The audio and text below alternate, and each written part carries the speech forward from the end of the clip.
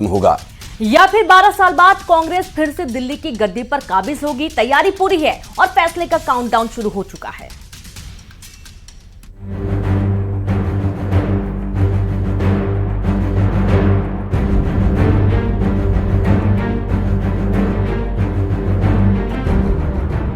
दिल्ली विधानसभा चुनाव में किसकी जीत होने वाली है और किसको हार का सामना करना होगा, इसके लिए बस थोड़ा सा ही इंतजार और करना है।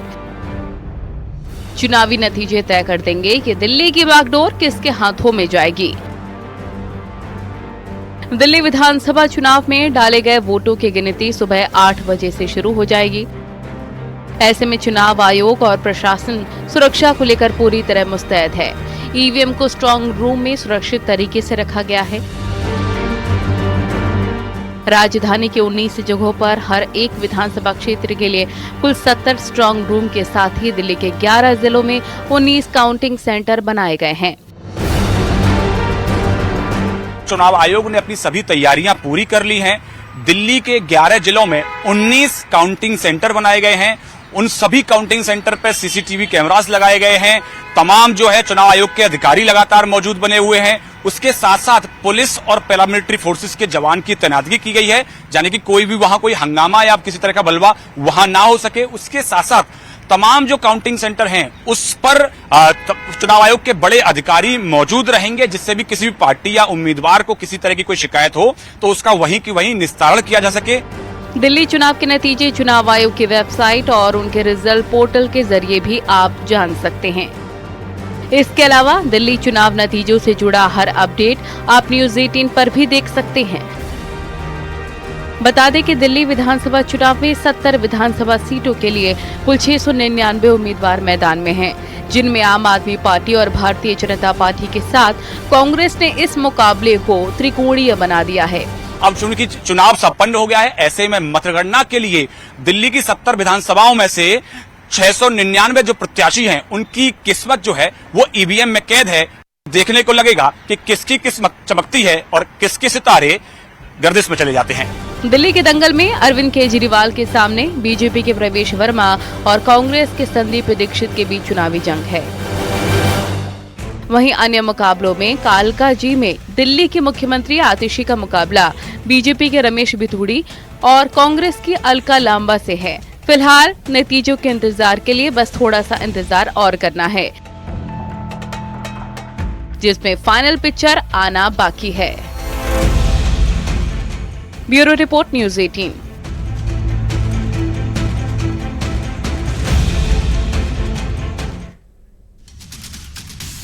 चुनाव नतीजों से पहले बीजेपी ने आम आदमी पार्टी पर बड़ा हमला बोला है। दरअसल बीजेपी सांसद मनोज तिवारी ने कहा कि दिल्ली में बीजेपी बहुमत के साथ सरकार बनाने जा रही है। आम आदमी पार्टी ने हार के बहाने खोजने शुरू कर दिए हैं। देखिए, रिजल्ट जिस प्रकार का होने जा रहा है, जैसा एग्जिट पोल में दिख रहा है और जैसा हमारा भी ग्राउंड रिपोर्ट है, उसके आधार पे भारतीय जनता पार्टी अच्छे सीटों के साथ अच्छे बहुमत से सरकार बनाने जा रही है। तो वह दिल्ली चुनावों के नतीजों से ठीक पहले एग्जिट पोल पर बीजेपी और आम आदमी पार्टी के बीच बयानबाजी जारी है। दरअसल 5 फरवरी को वोटिंग के ठीक बाद आए एग्जिट पोल की तरह एक्सिस माई इंडिया और टुडेज चाणक्य के सर्वे में भी बीजेपी दिल्ली में सरकार बना रही है, ऐसे आंकड़े प्रदर्शित हुए।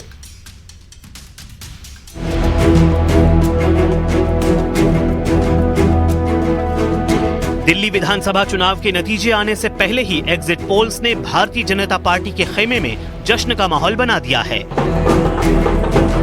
8 फरवरी यानी नतीजों के दिन किस्मत किसका दरवाजा खटखटाएगी, ये तो रिजल्ट आने के बाद ही तय होगा। लेकिन 5 फरवरी की वोटिंग के बाद सामने आए एग्जिट पोल्स दिल्ली में आम आदमी पार्टी की उम्मीदें तोड़ते हुए दिखाई दे रहे हैं।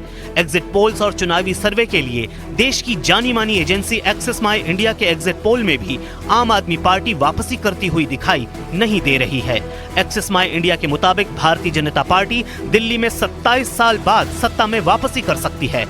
एक्सिस माई इंडिया के एग्जिट पोल के मुताबिक दिल्ली में बीजेपी को 45 से 55 सीटें मिल सकती हैं, वहीं आम आदमी पार्टी के खाते में 15 से 25 सीटें जा सकती हैं।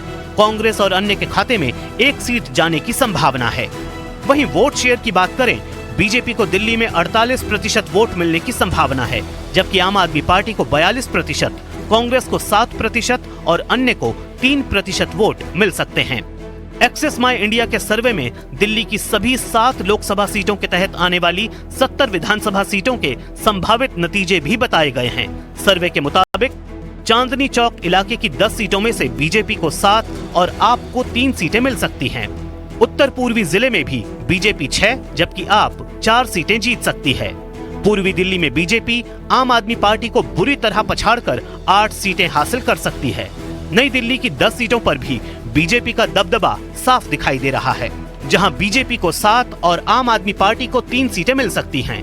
एक्सिस माई इंडिया के सर्वे में बीजेपी को सबसे बड़ी कामयाबी उत्तर पश्चिमी दिल्ली में मिलती दिख रही है, जहां बीजेपी को 9 और आप को सिर्फ 1 सीट मिलने का अनुमान है। पश्चिमी दिल्ली में भी बीजेपी 8 सीटों के साथ जीत का डंका बजा सकती है। दक्षिणी दिल्ली एकमात्र ऐसी लोकसभा सीट है जहां दोनों पार्टियों में कांटे की टक्कर हो सकती है, जहां बीजेपी और आप दोनों को 5-5 सीट मिल सकती हैं। हमारे लोग आज ही गए जनता के सामने, तो नई दिल्ली सीट में बीजेपी ज्यादा लोकप्रिय पार्टी थी बजाय आम आदमी पार्टी की। कालका जी में आम आदमी पार्टी थोड़ी सी आगे नजर आई लोकप्रियता में बीजेपी से, थोड़ी सी, ज्यादा वहां कुछ भी हो सकता है। तीसरा नंबर आपने जंगपुरा पूछा, जो कि मनीष सिसोदिया की सीट है, वहां पर बीजेपी थोड़ी सी आगे नजर आई, वहां पे कांग्रेस ने अच्छा खासा वोट शेयर लिया है। एक्सिस माई इंडिया के अलावा चुनावी एग्जिट पोल्स के लिए मशहूर एक और एजेंसी टुडेज चाणक्य ने भी दिल्ली की सत्ता में बीजेपी की बड़ी वापसी की संभावना जताई है। टुडेज चाणक्य के सर्वे के मुताबिक बीजेपी को दिल्ली में तकरीबन 51 सीट मिल सकती हैं, जबकि आम आदमी पार्टी को महज 19 सीट मिलने का अनुमान है। हालांकि दोनों की ही सीटों में 6 सीटें कम या ज्यादा हो सकती हैं। टुडेज चाणक्य के मुताबिक वोट प्रतिशत के मामले में भी बीजेपी आम आदमी पार्टी पर भारी पड़ती दिखाई दे रही है। बीजेपी के खाते में जहां 49% वोट जा सकते हैं, वहीं आपको 41% वोट मिलने का अनुमान है। हालांकि आम आदमी पार्टी ने एग्जिट पोल्स के नतीजों को सिरे से खारिज कर दिया है, लेकिन इन अनुमानों से बीजेपी की बाछें खिल गई हैं। ये बहुत शुभ संकेत है। हर बार हमने प्रचंड बहुमत से सरकार बनाई है, जब हम एग्जिट पोल में नहीं दिखते, this time will be no different. Delhi की जनता मन बना चुकी थी कि नरेंद्र मोदी के नेतृत्व में दिल्ली की कमान देनी चाहिए, तो मुझे लगता है डबल इंजन की सरकार बनेगी। अगर एग्जिट पोल्स के नतीजे असल नतीजों में तब्दील होते हैं, तो दिल्ली में करीब 2.5 दशक बाद भारतीय जनता पार्टी की सत्ता में वापसी हो जाएगी, यानी दिल्ली में डबल इंजन की सरकार बनती दिखाई देगी।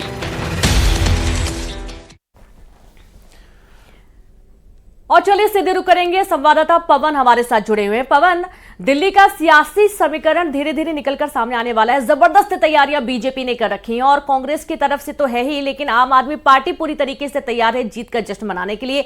बहुत आश्वस्त है कि दिल्ली की जनता उन्हें एक बार फिर से सत्ता की चाबी देने वाली है। पवन,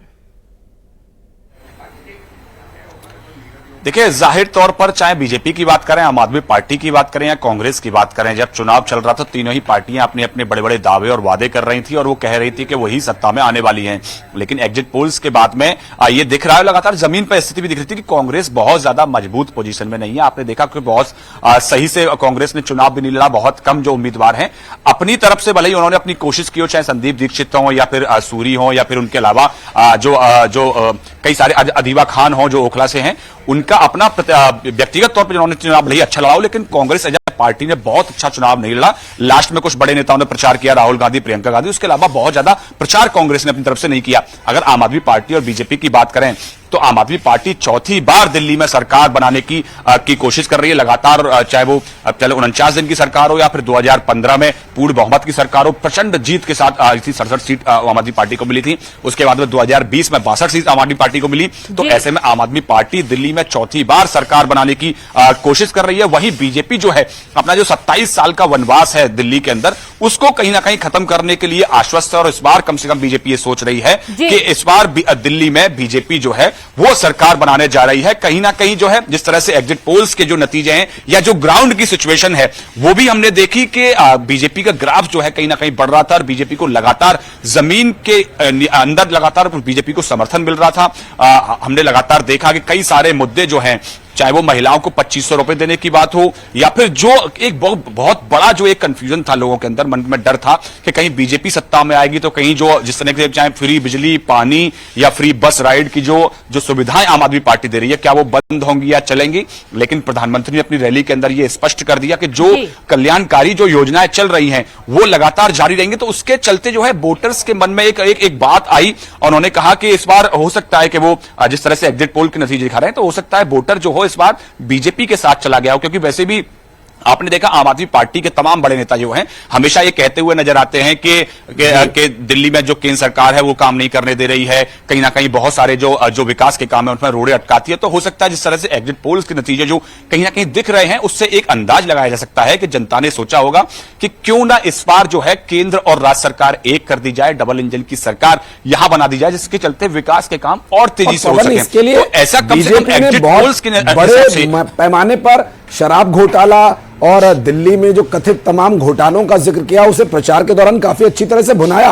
और जो अभी हम देख रहे हैं दिल्ली में कांग्रेस पार्टी का आपने जिक्र करा, कांग्रेस पार्टी ने जितने दमखम से चुनाव लड़ा उम्मीद थी कि वो और ज्यादा दमखम दिखाती, लेकिन उन्हें उसके हिसाब से रिजल्ट मिलने की संभावना है क्योंकि दिल्ली में आम आदमी पार्टी ने कांग्रेस को ही खोदकर यहां पर अपनी पौधे को लगाया था। सत्ता में वो आए थे और 10-11 साल तक वो उन्होंने फल दिल्ली वालों को बांटा, लेकिन दिल्ली वालों को शायद अब वो स्वाद अच्छा नहीं लग रहा है। लेकिन एक बात यहां पर है, अब कांग्रेस पार्टी भवन अपना बदला लेने की उम्मीद से चुनावी मैदान में उतरी है। ठीक है वो सत्ता में नहीं आएंगे, लेकिन सत्ता से बाहर करने में आम आदमी पार्टी को कांग्रेस पार्टी का एक बहुत बड़ा हाथ रहने वाला है।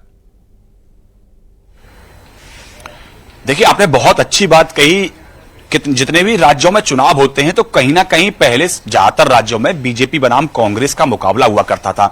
तो ऐसे में जहां जहां राज्यों से कांग्रेस गायब हुई तो उसमें कहीं ना कहीं क्षेत्रीय दल जो हैं वो उन्होंने कांग्रेस को रिप्लेस कर दिया और वहां लड़ाई जो है क्षेत्रीय दल और कांग्रेस के बीच में होती है। यही दिल्ली का हिसाब किताब है कि यहां जो है कांग्रेस को जो रिप्लेस किया वो आम आदमी पार्टी ने रिप्लेस किया, यानी कि कांग्रेस की जगह जो है वो आम आदमी पार्टी ने ले ली। तो ऐसे में अब लड़ाई कांग्रेस की बीजेपी से तो है, लेकिन बीजेपी से ज्यादा जो है वो अपना स्पेस दोबारा से लेने की है। वो कहीं ना कहीं आम आदमी पार्टी से अपना स्पेस लेना चाहती है क्योंकि बीजेपी से तो हमेशा विपक्ष में लड़ना ही है, लेकिन यहां उसको जो इसका स्पेस जो था, जो उसका वोट शेयर था, आपने देखा जब 2015 के नतीजे आए तो बीजेपी का जो अपना वोट शेयर था 32, 33, 34% के आसपास बीजेपी का जो अपना वोट शेयर है वो लगातार इंटैक्ट रहता है। भले ही 3 सीट बीजेपी को मिली हो, लेकिन कांग्रेस का जो वोट शेयर है वो पूरा की पूरा ट्रांसफर हो गया आम आदमी पार्टी की तरफ। ठीक है पवन, लौटेंगे आपके पास। फराह करू करेंगे आम आदमी पार्टी के मुख्यालय में इस वक्त मौजूद हैं। फराह, बहुत महत्वपूर्ण हो जाता है दिल्ली की जनता को यह समझ पाना कि जब लोकसभा इलेक्शन होते हैं तो आम आदमी पार्टी और कांग्रेस के बड़े चेहरे एक मंच पर हाथ मिलाते नजर आते हैं और जब विधानसभा चुनाव की बारी आती है तो दोनों एक दूसरे के ऊपर ऐसे सियासी वार करते हैं मानिए कि कभी दोस्ती थी ही नहीं। तो कहीं ना कहीं दिल्ली की जनता कंफ्यूज भी हो जाती दोनों ही पार्टियों के प्रमुख नेताओं के लिए, वही हाथ गले तक पहुंच जाता है फिर। जी बिल्कुल, देखिए आपने बात बिल्कुल सही कही कि जिस तरीके से पार्टियों में आपसी लड़ाई देखने को मिलती है तो उसके बाद जो जनता है उनका कॉन्फिडेंस कहीं ना कहीं बहुत ज़्यादा लो हो जाता है। उनको लगता है कि ये तो आपस में ही लड़े, क्योंकि एक तरफ तो साथ होते हैं और उसके बाद एक दूसरे को ही नीचा दिखाते हैं। और जिस तरीके से अगर अभी की सिचुएशन की बात की जाए तो वो भी कहीं ना कहीं कुछ ऐसे ही है। जिस तरीके से कांग्रेस को आम आदमी पार्टी ने रिप्लेस किया और उसके बाद जिस तरीके से इंडियन गठबंधन में सब साथ हुए, लेकिन उसके बाद जो है वो एक दूसरे को समर्थन नहीं दिया, तो कहीं ना कहीं इस बार की फाइट इसलिए भी टफ हो गई है कि जनता के लिए बहुत मुश्किल हो गया है चूज करना।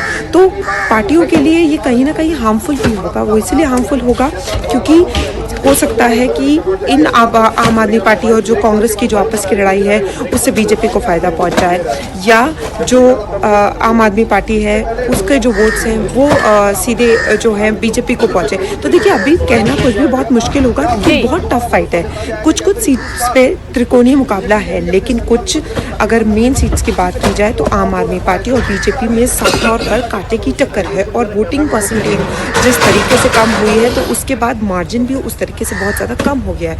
तो ये अंदाज़ा लगाना कि अभी क्या होगा, लेकिन जिस तरीके से काउंटिंग होगी और उसके बाद जो रुझान सामने आएंगे, अगर आम आदमी पार्टी की तैयारियों की बात की जाए तो आम आदमी पार्टी जो है वो पूरी तरीके से कॉन्फिडेंट भी नज़र आ रही है।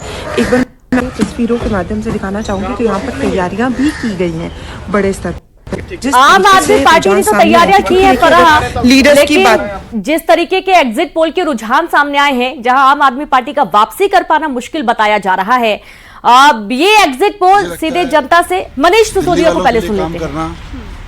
शिक्षा के लिए काम करना, विशेष रूप से दिल्ली के बच्चों के लिए काम करना भगवान की सेवा ही है। तो आज मैंने पुनः भगवान का आशीर्वाद लिया है आके, और मुझे पूरा भरोसा है कि भगवान की कृपा से बच्चों की सेवा करने का पुनः आशीर्वाद मिलेगा।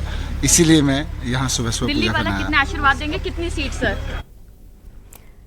तो सीटों पर बहुत ज्यादा स्पष्ट कोई नहीं बोल रहा है, जैसा भी पवन जिक्र भी कर रहे थे। पवन, आपके पास ही लौटता हूं। या जितने भी नेताओं के हम रिएक्शन देख रहे हैं, चाहे हमने अभी संदीप दीक्षित को देखा और हमने इससे पहले दुष्यंत कुमार को देखा, उसके बाद हमने यहाँ पर मनीष सिसोदिया को देखा। रेनू, सीटों को लेकर किसी को भी बहुत ज्यादा श्योरिटी नहीं है, वोटिंग